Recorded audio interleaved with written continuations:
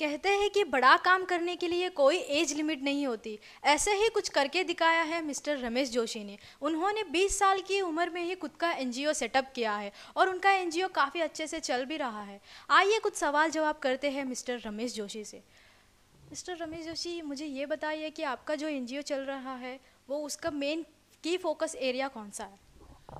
आशांश foundation जो मेरा NGO है वो एजुकेशन के ऊपर काम करता है, एजुकेशन फॉर स्ट्रीट चिल्ड्रन।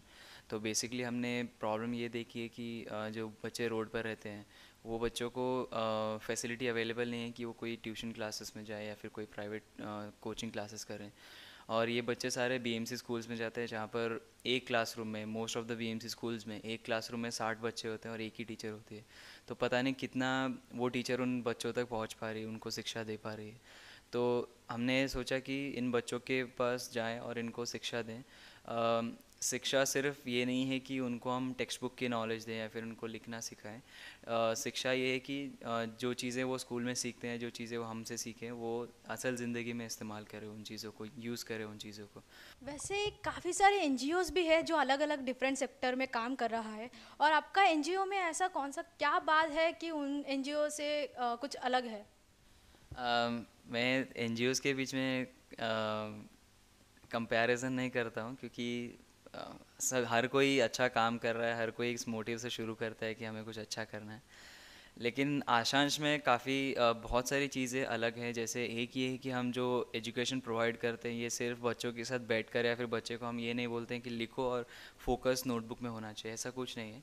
लेकिन हम एजुकेशन उनको एक एक्टिविटी के थ्रू देते हैं। बहुत फ़न लर्निंग होता है हमारे यहाँ पर।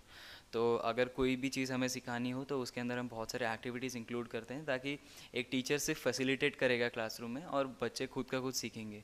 अगर कुछ सिखाना है टीचर को तो टीचर कुछ एक्टिविटीज़ प्लान करेंगे, 4-5 एक्टिविटीज़ प्लान करेंगे और बच्चों को सिर्फ इंस्ट्रक्शंस देंगे, और जिस तरह से बच्चे करते जाएंगे उस तरह से बच्चे खुद का खुद सीखते जाएंगे। जो फैमिलीज़ होते हैं, जो फाइनेंशियल प्रॉब्लम्स होती है, जिसकी फैसिलिटीज़ ठीक से नहीं होती, जो फुटपाथ पे रहते हैं जैसे बैम्बू डाल के एंड ऑल, तो फिर वैसे बच्चों को, मतलब वो बच्चे जो होते हैं फैमिली को सपोर्ट करने के लिए होते हैं, उन लोग अपने बच्चे को कमाने, मतलब हैंड ऑफ अर्निंग होते हैं वो लोग। तो फिर ऐसे माँ बाप बच्चे को इंकरेज भी नहीं कर सकते और इंकरेज कर भी नहीं पाते हैं। वैसे सिचुएशंस में आप क्या करते हैं? ऐसी सिचुएशन कई बार आती है जहाँ पर हम देखते हैं कि जो पेरेंट है वो बच्चे को लिटरली मार पीट कर भीख मांगने के लिए भेज देते हैं, या फिर उनको कहीं कंस्ट्रक्शन साइट पर भेज देते हैं काम करने के लिए, छोटा मोटा कोई न्यूज़पेपर डालने के लिए या चाय वाले के पास में से काम करने के लिए भेज देते हैं।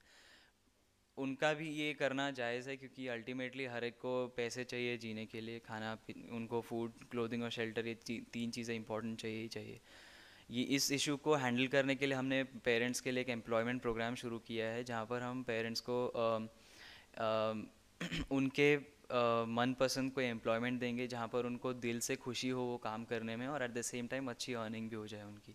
तो किसी बिज़नेस के अंदर उनको इंक्लूड करना है, या फिर कोई दूसरे एनजीओ के साथ में पार्टनर करके उनको, हमारे पेरेंट्स को, जो जिन पेरेंट्स के साथ हम काम कर रहे हैं उन पेरेंट्स को वहाँ जाके वो ट्रेनिंग ले, प्लस एम्पावर हो जाए वहाँ से, ताकि फाइनेंशियल इश्यूज़ उनके थोड़े बहुत सॉल्व हो जाए। प्लस जो बाकी के जो फैमिली के इश्यूज़ होते हैं कि फाइट्स हो रहे हैं वगैरह वगैरह, तो हम उन इश्यूज़ को, पेरेंट्स मीटिंग होती है जहाँ पर हम उन इश्यूज़ को एड्रेस करते हैं, मतलब कुछ रोल प्ले के थ्रू, या फिर कुछ फिल्म स्क्रीनिंग के थ्रू, या फिर जस्ट एक जनरल टॉक के थ्रू, या फिर कुछ एक्टिविटीज़ के थ्रू कि अगर आपके घर में ऐसे प्रॉब्लम्स हैं तो हम सिखा रहे हैं बच्चों को और आप क्या कर रहे हो, और डीमोटिवेट कर रहे हो।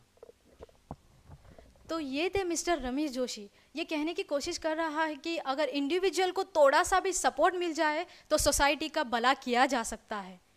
आखिरकार सच कहते हैं, बूंद बूंद से सागर बनता है। कैमरामैन राजेंद्र के साथ स्वप्ना, MRSC, मुंबई।